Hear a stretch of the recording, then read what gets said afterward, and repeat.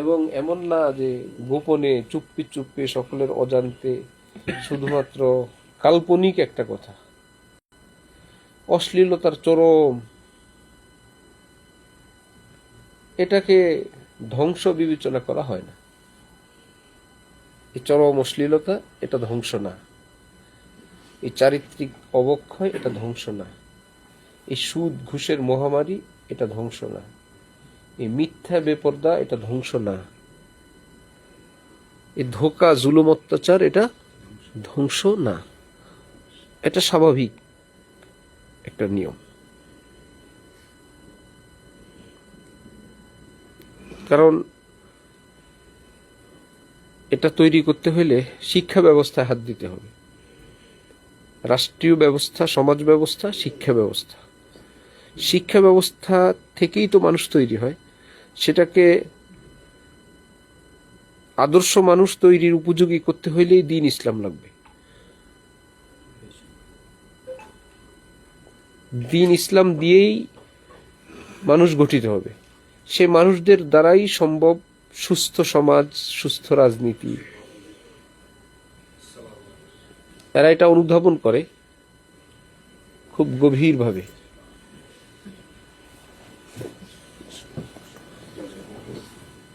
এরা খুব কাছের থেকে অনুভব করে, যার জন্য দেশি বিদেশি এনজিও আছে, সংস্থা আছে, তারা বিদেশি কালচার আমদানির কাজ করে। কিন্তু এগুলোর সাইনবোর্ড খুব সুন্দর সুন্দর, মানবাধিকার, নারী অধিকার, বিচার, সালিশ, আইন, অনেক সুন্দর সুন্দর।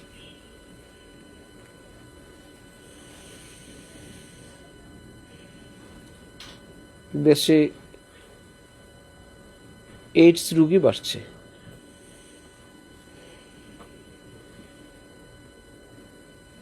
এর প্রধান কারণ জিনা ব্যভিচার। সেই কারণ নির্ধারণ না করে কারণ নির্ধারণ করা হয় অনিরাপদ জীবনযাপন। অনিরাপদ জীবনযাপন, ভাষা কত গান্দা, কত নোংরা ভাষা। অনিরাপদ জীবনযাপন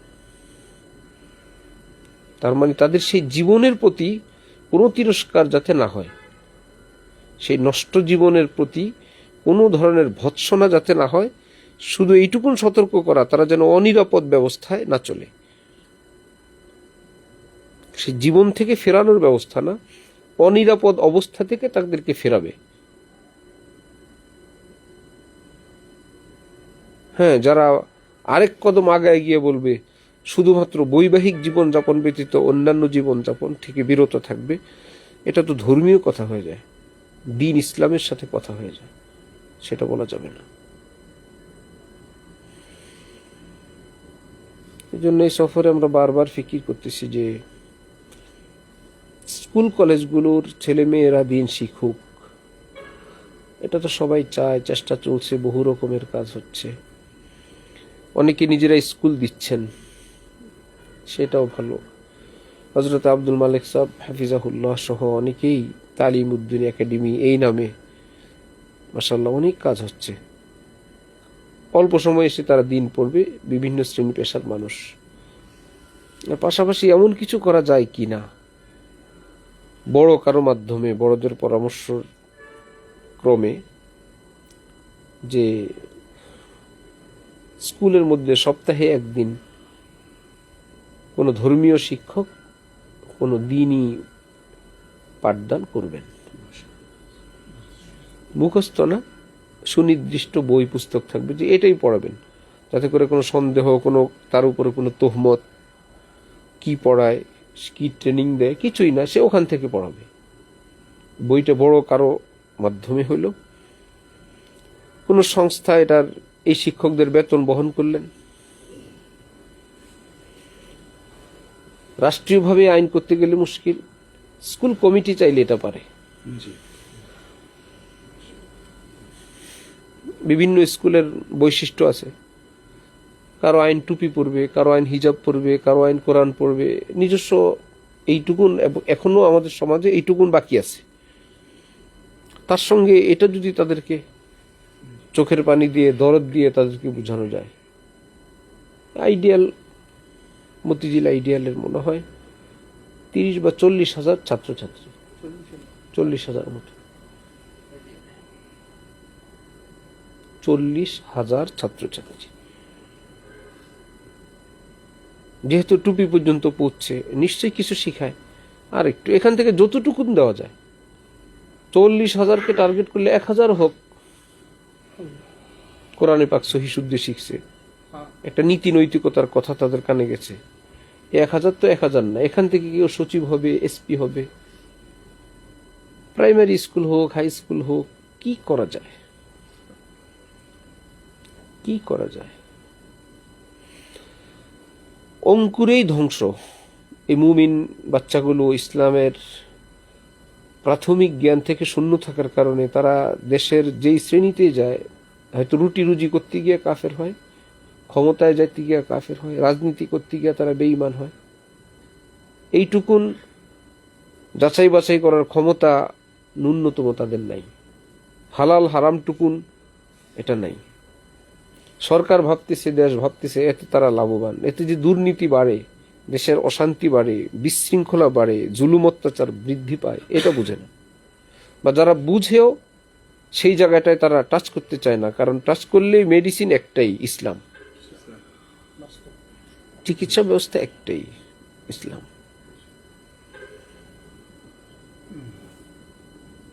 কলেজ বিশ্ববিদ্যালয়গুলো তো ভয়ঙ্কর রকমের গান্দা পরিবেশ হয়ে গেছে। নামি দামি ভার্সিটির খবর আসে যে সেখানে কত রকমের অপরাধের অভয়ারণ্য।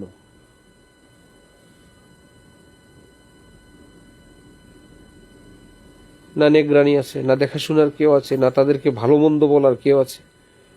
এই বয়সী ছেলে মেয়েরা এরকম স্বাধীন,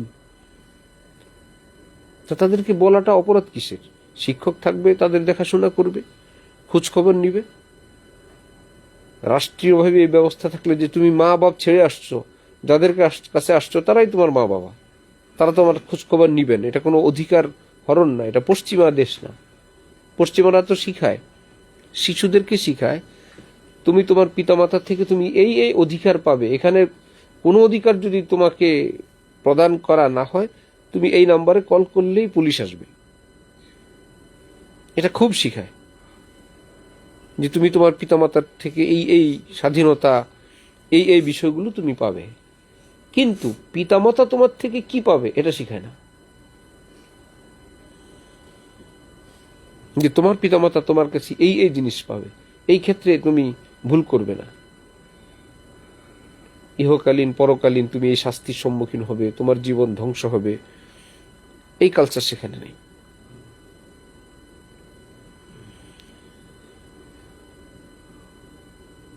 এটা একটা ইন্টারন্যাশনাল কঠিন একটা ষড়যন্ত্র, কঠিন। দেশের যারা ধারক বাহক হন, সমাজের যারা মুরব্বী হন, দেশ অনেক বড়, সমাজটা একটু ছোট, পরিবারটা আরো ছোট, নিজে তো একদমই নিজে, প্রত্যেকেই নিজের জায়গায় ফিকির করা চাই। যাদেরকে আল্লাহ তৌফিক দিচ্ছেন সামাজিক ভাবে, একটা এলাকায় শুরু হোক, কারো ভালো লাগলে পাশের এলাকায় যাবে। একদিনেই 6 মাসেই পুরো দেশ কামিয়াব করতে হবে, এটা তো মুশকিল। একটা স্কুলে হোক, আরেকটা স্কুলে হোক, খুব মেহনত করে। এর সঙ্গে আমাদের যারা দিনকে ভালোবাসেন, এরকম উচ্চ পর্যায়ের যে কর্মকর্তারা আছে সরকারি, তাদের পৃষ্ঠপোষকতা থাকলো, কখনো তাদেরকে নিয়ে সেমিনার হইলো। দিনকে ভালোবাসেন এরকম বহু মানুষ আছে, কিন্তু শক্ত কোনো মানুষের পৃষ্ঠপোষকতা এবং সর্বময় ক্ষমতা লাগবে, নাইলে এখানে যারা উপদেষ্টা হয়ে আসবেন তারা আবার চতুর্দিকে টানাটানি করবেন, সবাই সবার চিন্তা দিতে চেষ্টা করবে, সাপ্লাই করতে। এই সচিব সাহেব তার চিন্তা, উনি কোরআনের উচ্চারণ সহ কোরআন শরীফ দিতে চাইবেন না? নিজের কাছে দিন নাই কিন্তু আবেগ আছে, সে আবেগ দিয়ে আর ক্ষমতার চেয়ারের পাওয়ার দিয়ে সেটাকে কোরআন হাদিসের এলমের চেয়ে বেশি যোগ্য মনে করেন। এটাই হওয়া উচিত। গায়রে আলেম মানুষ কোরআন হাদিসের অনুবাদ লেখে, কি প্রয়োজন আপনার অনুবাদ লেখার? অনুবাদ নাই বাংলায়, তা কোনো কমতি আছে? এত বড় মেহনতে আপনি কেন নামলেন? এখান থেকে ধার কর্জ করে ইন্টারনেট থেকে, অন্যদের থেকে, লোগার থেকে উনি একজন অনুবাদক রাখছেন। হ্যাঁ, কিছু পেনশনে কিছু টাকা পাইছেন, কয়েক কোটি টাকা এই দিয়ে বই পুস্তক ছাপছে বিভিন্ন অফিস আদালতে, তার একটা লিঙ্ক আছে, ফ্রি ফ্রি দিয়ে দিচ্ছেন। অথবা শেষ জীবনে নিজের মা বাবার নামে একটা ফাউন্ডেশন করেন,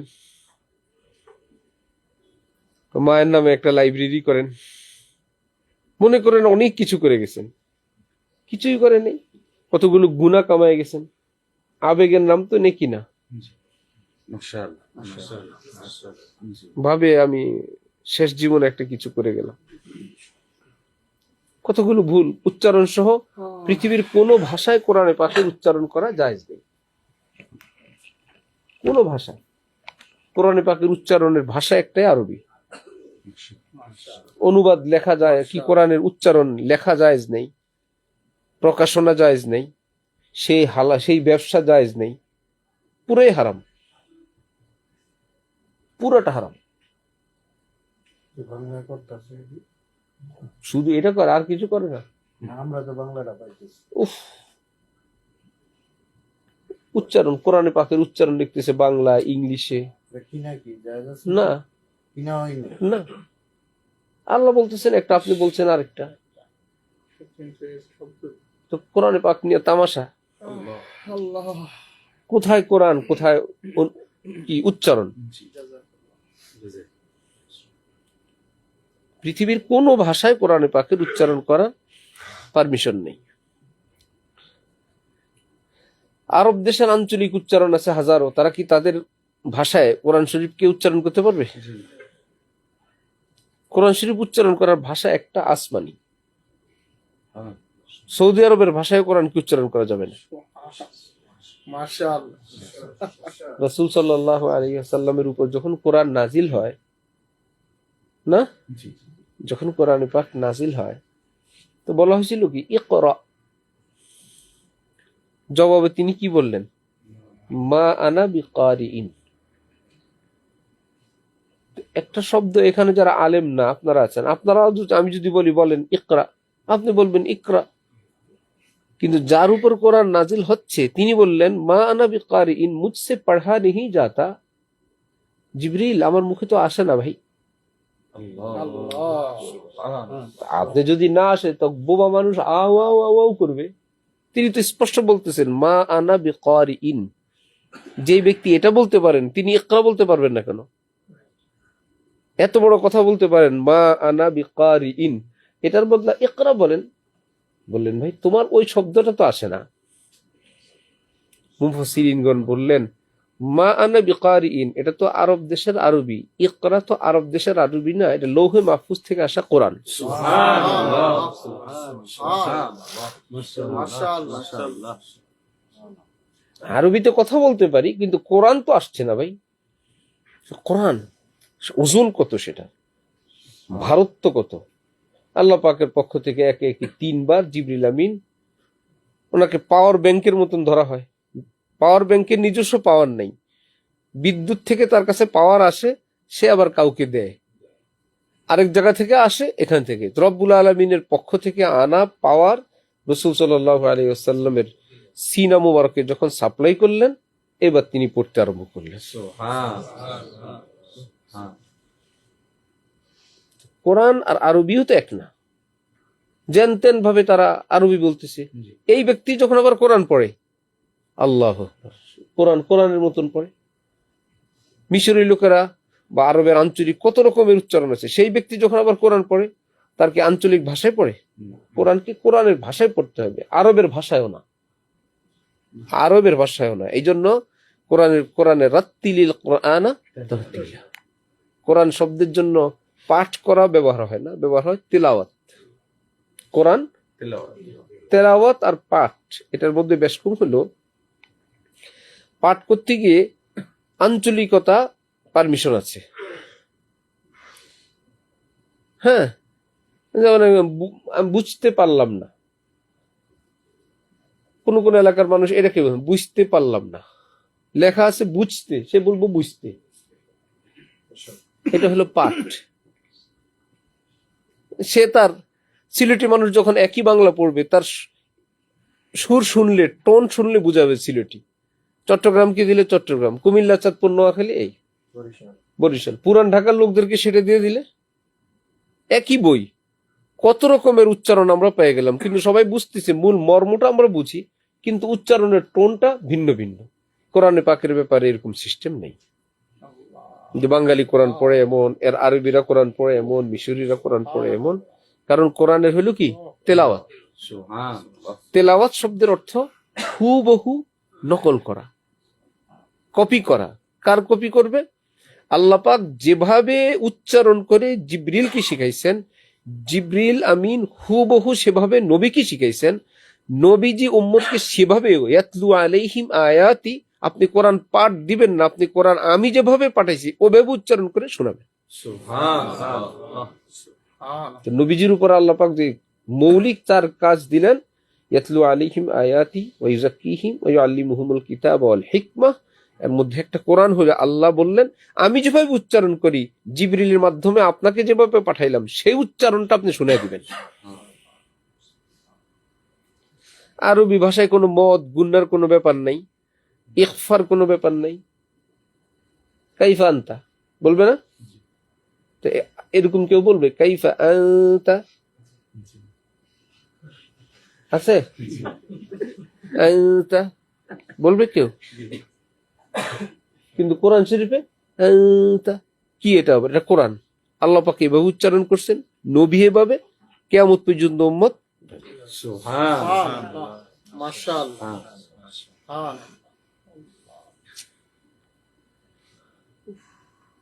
আল্লাহ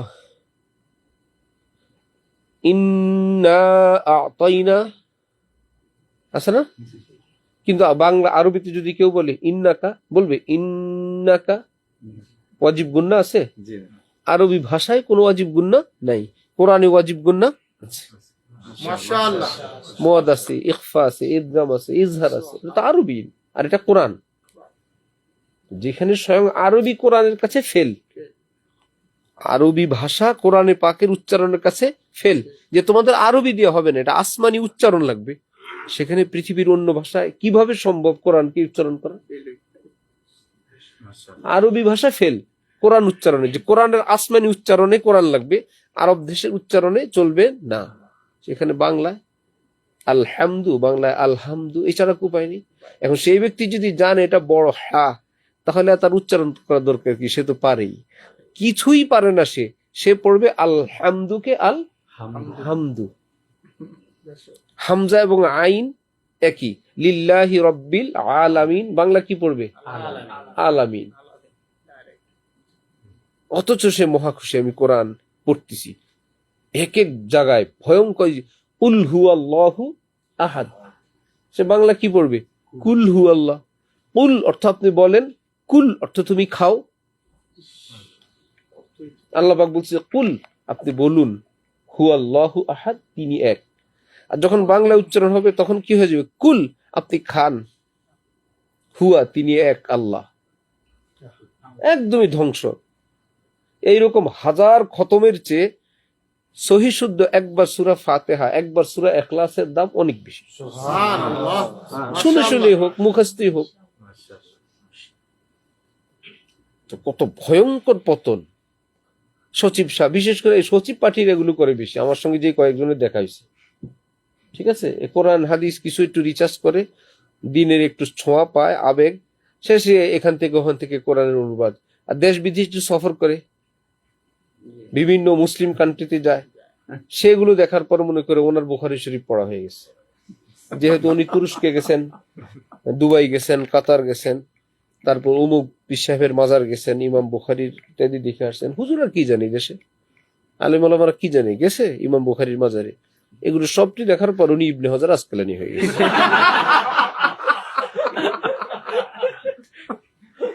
এগুলোই বলতে থাকে এবং সে অধিকার খাটাতে চায়, অথচ কোরআনের ব্যাপারে রাসূল সাল্লাল্লাহু আলাইহি ওয়াসাল্লামের ইরশাদ, মান ক্বালা ফিল কুরআনি বিরাইহি ওয়া আসাবা ফাকাদ আখতা, যে কোরআনের ব্যাপারে নিজের থেকে মুখ খুললো, নিজের মাথায় নিজের বুঝে যা আসলো সেটা সে বলল, ইনকেস ঘটনাক্রমে সেটা কি হলো, সঠিক হলো।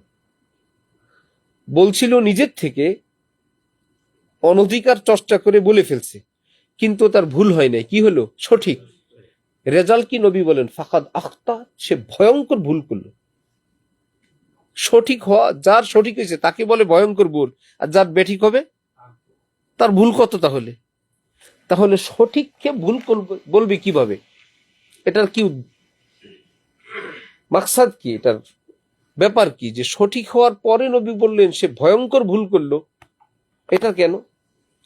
এটার ছোট্ট একটা উদাহরণ আমি দেই। কোনো বাবা খুব দামি গাড়ি কিনে নিয়ে আসছেন, একটা পাজেরো গাড়ি নিয়ে আসছেন, একদম নিউ, যোগ্যতা সম্পন্ন ড্রাইভার রাখলেন যিনি এটা চালাইতে পারেন। এখন বাবা ছেলে গাড়ি নিয়ে আসছে, ড্রাইভার সাহেব গাড়ি থেকে নামলেন, গাড়ি চাবি গাড়িতে আছে। ছেলে ভালো চালাইতে পারে না, সার্টিফিকেটও নাই, লাইসেন্স নাই, অভিজ্ঞও না। ছেলে গাড়ি নিয়ে রাস্তায় চলে গেল। হায় হায়, বাবা তো হতাশ, কোথায় গাড়ি? একটু পরে জানা গেল একদম বিজি রোড দিয়ে এক চক্কর দিয়া নিয়ে আসছে। বাবা কাঁপতে কাঁপতে শেষ। কি করলো? ছেলে বললো, কি করলাম, আমার কোনো অ্যাক্সিডেন্ট হয়নি, কোনো গাড়ির সঙ্গে লাগে নেই। বাবা কি বলবে? Very good. কেন ভেরি গুড বলবেন না কেন? ছেলে তো কোনো অ্যাক্সিডেন্ট করে নাই। বলেন যে খুব ভালো কাজ করছো। বাবা বলবে ভয়ঙ্কর অন্যায় করলা, এবং ধমকা ধমকি ব্যাত হাতি নিয়ে কেন নিলে গাড়িটা? যদি লাগতো, তুমি ভালো করে পারো না, যদি দুর্ঘটনা হইতো, আর দুর্ঘটনা হওয়াই স্বাভাবিক ছিল, ঘটনা কমই তুমি পাইচে গেছো, এটা বলবে কিনা? ছেলে বলবে কি সমস্যা, হয় নাই তো। সমস্যা কি? তোমাকে আজকে যদি আমি ছাড় দেই, তুমি আগামীকাল যাবো, পরশুদিন যাবো, আমার গাড়িও যাবে, তুমিও যাবে। নবীজি বললেন, যার কোরআনের ব্যাপারে মুখ খোলার যোগ্যতা নাই, কোরআনের ব্যাপারে মুখ কিভাবে খুলতে হয় রেওয়ায়েত দ্বারা, হাদিস থেকে, এবং বড়দের ব্যাখ্যাকে সামনে রেখে বলতে হয়, এই যোগ্যতা যার নাই, তুমি আইডিয়া করে একটু গ্রামার দিয়ে এখান থেকে সঠিক না বেঠিক এটা ধারণা তোমার নাই, বলে ফেললা, সে কোরআন ব্যাপারে মুখ খোলা সে ভয়ঙ্কর অন্যায়, সে যদি সঠিকও করে। কারণ তুমি এমন এক জায়গায় গিয়া ধ্বংস হবা যে তুমিও টের পাবা না। তোমরা গাড়ি আর জানের চেয়ে এর চেয়ে বেশি ধ্বংস। কারণ নির্দিষ্ট লোক আছে। কেউ কি ইউটিউব দেখে, বই পুস্তক দেখে অপারেশন শুরু করে? ছোট্ট একটা অপারেশন কেন? শিখেন না, এটা ট্রেনিং এর ব্যাপার আছে। দীর্ঘকাল এই সার্জারি, বড় সার্জনের পিছনে থাকতে হবে, এর আশপাশ সাপোর্ট। শুধু এই পর্যন্তই না, রোগীর বিভিন্ন হালে কি কি তাকে সাপোর্ট দিতে হয় ডান বাম থেকে, এটা করার পরে অপারেশনে যেতে হয়। শুধু মুখস্থ কেবল অপারেশন ওলাই অপারেশন না। যদি এই অবস্থা হয়, যদি সে অবস্থা হয়, মধ্যখানে যদি এইরকম রোগীর অবস্থা দেখা যায়, তখন কি করতে হবে, সবটা যিনি জানেন সে অপারেশন করে। শুধু কাটতে পারে তো সবাই পারে। থিয়েটারে আমরা কাটতে পারবো না ইনশাল্লাহ। ডাক্তার সাহেব আপনি 60,000 টাকা নিবেন, কিছু কম নেন, কাটাকাটি আমি করি, আপনি পাশে থাকেন, ঠিক না? অথবা পাশে যে যারা থাকে সহকারী, এরা তো মোটামুটি ডাক্তারের মতোই, এরা তো একদম সব পারে, কিন্তু তাকে দিবে না। না, এটা তোমার কাজ না। তাকে দিয়ে করালে 20,000। কিন্তু বাংলাদেশ সরকার যদি জানে, পৃথিবীর কোন সরকার যদি জানে অপারেশন সে ডাক্তার করে না, ডাক্তারের সহকারী করছে, জেল হবে কিনা? কেন হবে? যদি হয়েও যায় ভালো, চিকিৎসা যা ডাক্তার করতে সে তাই করে দিছে। সেন্ট্রাল বন্ধ হলো না কয়েকদিনের জন্য, জানা গেল যে সব কিছু ডাক্তার নিছে, সহকারী অপারেশন করছে, ফিনিশ। তো বুঝা গেল প্রত্যেক জায়গায় এটা বুঝে এখানে বিশেষজ্ঞ লোকের হাতেই দায়িত্ব ন্যস্ত করতে হবে। অন্যরা সেখানে হাত দেওয়া সঠিক হওয়ার পরেও ভুল। যে ডাক্তার না, দীর্ঘ অভিজ্ঞতার ফলে সে ডাক্তারি করতে পারে এবং ভালো, তার হাতে চিকিৎসা। ডাক্তার শব্দ লিখতে পারবে না, বাংলাদেশের আইন। ডাক্তার কেন লিখবে তুমি? ডাক্তার না। কিন্তু ইসলাম এক লাওয়ারিশ ধর্ম হয়ে গেছে, যে এই ব্যাপারে কোনো ন্যূনতম অভিজ্ঞতা নেই। সে বই লিখতেছে, হজের বই লেখে, কয়েকবার হজ করে হজের বই লেখে, তাফসির লেখে, কোরআনে পাকের তাফসির লেখে, অনুবাদ লেখে, উচ্চারণ সহ, এবং এই ব্যাপারে মুখ খুলে বিতর্ক করে আলেমদেরকে আসামি বলে। আলেমরা বুঝে না, সে বুঝে। কোন পৃথিবীতে আসলাম? সব ডাক্তাররা চিকিৎসা বুঝে না, মুয়াজ্জিন সাহেবরা চিকিৎসা বুঝে। মুয়াজ্জিন সাহেবরা সকলে মিলে এখন এক হয়ে গেছে যে ডাক্তাররা চিকিৎসা বুঝেন, তাদেরকে গালিগালাজ করে। মুয়াজ্জিনরা নেমে গেছে চিকিৎসা করার জন্য। আল্লাহ আমাদের মুসলিম সমাজকে হেফাজত করেন, আমিন। আমরা আমাদের জায়গা থেকে বসে না থেকে একটা লোক হোক, একটা স্কুল হোক, একটা মহল্লা হোক, 10 জন লোক হোক, 10 জন থেকে আপনার আর একটা মাল্টি সিস্টেম কাজ শুরু করে দেওয়া দরকার। অবস্থা ভালো না দেশে। ভাই, রাজনীতি তো অনেকেই করে, তারা রাজনীতি করুক, শুধু দিনের জন্য, শুধু ইসলামের জন্য, ক্ষমতার জন্য না, শুধু মুসলমানদের দিন ইমান হেফাজতের জন্য। একদম গাল বাহার করে মাদ্রাসায় পড়ছে, না হুসরা বাড়িতে গেছে, এখন 30 ছুটি, কথা নাই বার্তা নেই, মাদ্রাসা বন্ধ হয়েছে, আবার চলে আসছে। এমন না হয় একটা প্ল্যান থাকে না। এবং এটার জন্য তুমি তোমার দলের দিকে ভিড়াইলে হবে না, আমি আমার দলের দিকে। বড়দের সঙ্গে হযরত থানবী বলতেন যে উম্মতকে বড়দের সঙ্গে জোড়া, এটা মহা ঔষধ। তুমি কয়টা কথা বলবা, ইসলাম কয়টা বুঝাবা, একটা কথা যদি বুঝাইতে পারো যে আমাদের শায়েখ, আমাদের দ্বীনি মুরব্বী অমুক হক্কানি আলেম, এক কথায় পুরো 30 পারা কোরআন হয়ে গেছে তার। কি যত নতুন কথা, যত নতুন ফতোয়া। আচ্ছা, ইমাম আবু হানিফা সাহেব কি বলছেন? নাজায়েজ বলছেন, ওই যে আপনি জান, আপনার যুক্তি নিয়ে ভাগেন। ইমাম আজম নাজায়েজ বলছে, আপনি আপনার ইলম কালাম নিয়ে ভাগেন। আমরা ইমাম আজমের লোক। এখন ইমাম আজম পাবেন কোথায়? আমি হযরত মাওলানা আব্দুল মালিক সাহেবের একজন ভক্ত, হযরত এটা বলছেন। আমরা তো কোরআন হাদিস বুঝি না, উনি তো বুঝেন সব। তোমার এই সব পড়ার পরে ওনারা ফতোয়া দেন। উনি এটাকে বলছেন না জায়েজ। আপনি আপনার হাজারো যুক্তি দিয়ে আমাকে চেষ্টা করবেন, হবে না। কারণ যুক্তি দিয়ে যদি সবাই রিচার্জ শুরু করে, প্রত্যেকের কাছে একটা মাথা, প্রত্যেকের কাছে একটা বুদ্ধি, প্রত্যেকের কাছে বিতর্ক, ইসলাম এই পারমিশন দেয়নি। কোন যুক্তিতে কোনো বিতর্ক ইসলাম হবে না। সনদ নিয়ে আসো। এবার তুমি সনদ নিবা, তুমি কি পড়ে সনদ নিয়ে আসছো? যারা মহান মনীষী, তাদের কাছে সব সনদ একত্রিত করার পর চূড়ান্ত কোনো ফয়সালা সেখানে আছে, আমরা তাদেরটা মানি। যেটা সহজ কথা হলো, ইসলামের কোনো বিষয় অমীমাংসিত নাই, আলহামদুলিল্লাহ। ইসলামের কোনো বিষয় অমীমাংসিত নাই, সব মীমাংসিত বিষয়। আপনি কি নিয়ে আসছেন, কোন খবর নিয়ে আসছেন, কোন হাদিস নিয়ে আসছেন? এটা কি নতুন নাজিল হওয়া কিছু, নতুন আবিষ্কৃত স্বপ্নযোগে হাদিস পেয়েছেন? যত হাদিসে 1400 বছর পর্যন্ত এটার উপরে সর্ব ধরনের, এটার সনদ কি, সহি সনদ, জয়ীফ, মৌজু, এটার ওজন কতটুক, এর পক্ষে বিপক্ষে ইসলামের আর কি কথা আছে, এটার যত কিছু আছে সব রিচার্জ করার পর সর্বশেষ সিদ্ধান্ত কি, সিল মারা হয়ে গেছে। আপনি শুধু ওইটা তালাশ করেন আর আমল করেন, নতুন করে খুঁজতে বেরোবেন। ঝামেলাই হলো এখানে, নতুন করে কাজ শুরু করে, যেই কাজ হয়ে গেছে বহু আগে। ভাই, পদ্মা ব্রিজ হয়ে গেছে, এখন যদি ডিজাইন করা শুরু করে, কেউ ডিজাইন করলো, কোন কোম্পানির রড ভালো হয় ইত্যাদি, সবাই বোকা বলবে না? আর ভাই, ব্রিজ হয়ে গেছে, তুমি টোল দিয়ে ওই পারে যাও। এই যাচাই বাছাই হয়েছে, মাটি পরীক্ষা করতে নামছে, একবার পদ্মা নামে, আবার গোসল করে, আবার কোদাল দিয়ে মাটি কাটে। বোকা বলবে কিনা? ব্রিজ হয়ে যাওয়ার পর মাটি টেস্ট করা যেরকম অন্যায়, ঠিক ইসলামের সকল বিষয় মহা মনীষীদের মাধ্যমে চূড়ান্ত সিদ্ধান্ত হয়ে যাওয়ার পর রিচার্জ করতে নামা, মাটি পরীক্ষা করতে নামা, এর চাইতে ভয়ঙ্কর অন্যায়। কাজ হয়ে গেছে, ব্রিজ তৈরি হয়ে গেছে অলরেডি। তাও কি এটা পদ্মা ব্রিজের নাট বল্টু ওই যে ঢিলা সেরকম ব্রিজ হয়েছে? যে ব্রিজ হয়েছে ওটার নাম আল্লাহ পাক রাখছেন সিরাতুল মুস্তাকিম। সেই ব্রিজের নাম আল্লাহ পাক কি রাখছেন?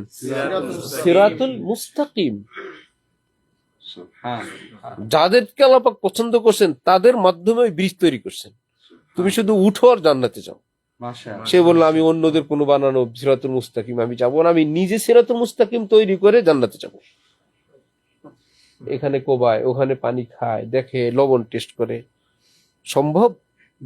এরকম মুক্তি পাওয়া অসম্ভব। বানানো আছে, কি আছে, কোন পথে গেলে পদ্মা পার হবা, তুমি গিয়া দোহাত দিয়ে গিয়া পদ্মা খোঁজে। ভাই শুনলাম না পদ্মা ব্রিজ আছে, আমি তো পদ্মা নদীর পাড়ে আসছি। পদ্মা ব্রিজ কি পুরা পদ্মা, সারা পদ্মায় ব্রিজ দেওয়া? যে যত জায়গায় পদ্মা নদী আছে সব জায়গায় কি ব্রিজ দেওয়া আছে? শুনলাম পদ্মা নদীর উপর ব্রিজ আছে। আরে ব্রিজ আছে, কোন বরাবর ব্রিজ আছে ওটাও তো জানা লাগবে। পদ্মার এপার থেকে ওই পারে যাওয়ার ব্রিজ আছে যে কোনো খেয়াঘাট থেকে, না, কোন বরাবর সেই ব্রিজের পথ খোঁজো, ফরফরায় পার হয়ে যাও। আল্লাহ আমাদেরকে, আমাদের উম্মতি মুসলিমাকে হেফাজত করুন। ওয়া আখির দাওয়ানা আলহামদুলিল্লাহ।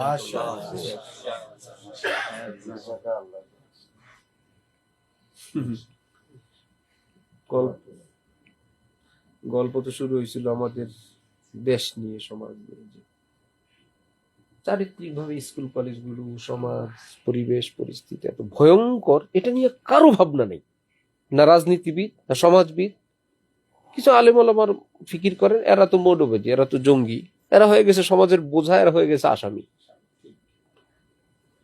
যারা নষ্টামি করতেছে, ধ্বংস করতেছে, সুদ, ঘুষ, জিনা, ব্যভিচার, অশ্লীলতা, মদ, গাঁজা, পাচার, এরা সমাজে এসে দিয়ে একটা কথা বলে, এরা সব চোরেরা সব। এর বাইরের কেউ কিছু বললে এদেরকে টার্গেট করে ফেলে যে এরা অন্য ধারার। লা হাওলা ওয়ালা কুওয়াতা ইল্লা বিল্লাহ, ইন্না লিল্লাহি ওয়া ইন্না ইলাইহি। এর জন্য যা বলা লাগে, যা করা লাগে। মৌলবাদী একটা কথা, কে এটা? মৌলবাদীরা কে? আপনি কাকে বলেন? সাংবাদিকতা ওই গ্রুপের হয়ে গেছে। যে মৌলবাদী বলে, আপনি কাকে মিন করলেন? এর দ্বারা আপনি জাস্ট একটা টার্গেট করেন। মৌলবাদী বলতে আপনি কাকে বুঝাচ্ছেন, কি কাজটা বুঝাচ্ছেন, কি করলে আপনার দৃষ্টিতে মৌলবাদী হয়? এরকম 10-12টাকে একদম মাইক সামনে নিয়ে, ক্যামেরা নিয়ে ঠিক মতো ধরলে বন্ধ হয়ে যেত। আপনি কি বুঝাইতে চান? আপনার দৃষ্টিতে কি কাজটা করলে একটা মৌলবাদী হয়, রাষ্ট্রবিরোধী হয়? কি করলে অসাংবিধানিক হয়ে যায়? কি করলে সে রাষ্ট্রের জন্য ক্ষতিকর হয়? বলেন তো দেখি। নামাজ পড়া, দাঁড়িয়ে রাখা, পর্দা করা, হালাল খাওয়া, বলেন কোনটা? কি করলে হয়? হ্যাঁ, ক্যামেরা লাগাও আর মাইক ধরো, আল্লাহ করে এরকম কিছু আল্লাহর বান্দা তৈরি হয়ে যায়, যে একদম তওবা করে যে না, আমি দাড়ি ভালোবাসি, আমি নামাজকে ভালোবাসি, আমি ইসলামকে ভালোবাসি। ওকে, তাহলে মৌলবাদ বলতে আপনি কাকে বুঝাইতে চান? কি সেটা কি জিনিস? আপনি কি অশ্লীলতা পছন্দ করেন, না শালীনতা পছন্দ? শালীনতা, অবাধ চলাফেরা পছন্দ করেন, পশ্চিমা ডাইস পছন্দ করেন? না। পিতা মাতার পরিচয় পছন্দ করেন কি না করি? না শুধু মাতৃ পরিচয় পছন্দ করেন? না করি না। মেয়েদের রাতের বেলা বাইরে ঘোরাঘুরি, এটাকে আপনি স্বাধীনতা মনে করেন? আমাদের দেশের কালচার এবং ইসলামের জন্য উপযোগী মনে করেন, না ক্ষতিকর মনে করেন? বলেন। আপনি এক হয়ে গেলাম। গালি কাকে দেন? আরে ভাই মাশাআল্লাহ, মাশাআল্লাহ, মাশাআল্লাহ। সাংবাদিকদের হাতে দেশের অনেক কিছু। চোখ বলা হয়, জাতির চোখ, চোখ ঘুরে দেয় এরা। এরাই তো এই যে কি দিবস নিয়ে আসছিল না, ভ্যালেন্টাইন ডে, তারপরে গিয়ে এরকম কিছু, এই সাংবাদিকরাই। এটা প্রচার বন্ধ হয়ে গেলে ফিনিশ হয়ে যাবে।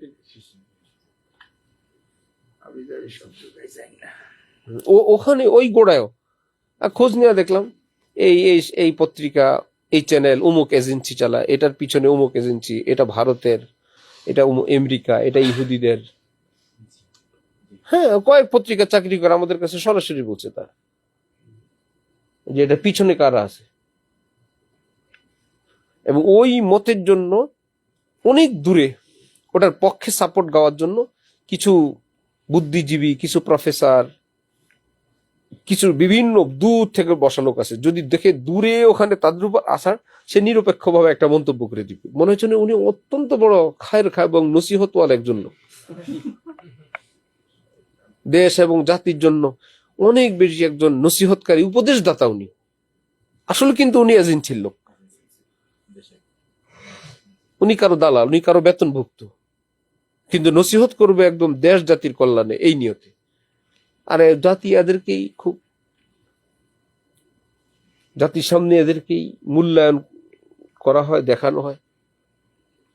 আলেম ওলামারা হলেন অতিরিক্ত এবং অপ্রয়োজনীয় এক আইটেম।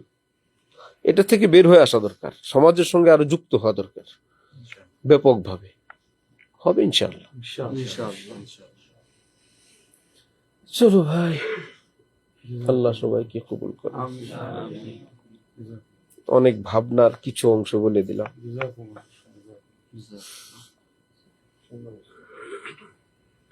না, মদিনা মুনাওয়ারার বরকতে আল্লাহ এখানের কোনো কিছু আল্লাহর পছন্দের আলোচনা হইলে আল্লাহ সেটাকে বাস্তবায়ন করে দেন। অপছন্দের গুলো আল্লাহ আমাদের সবাই জেহেন থেকে ভুলে দেন। এখন আনাসের বয়ান, মৌলানা আনাস বয়ান করবে।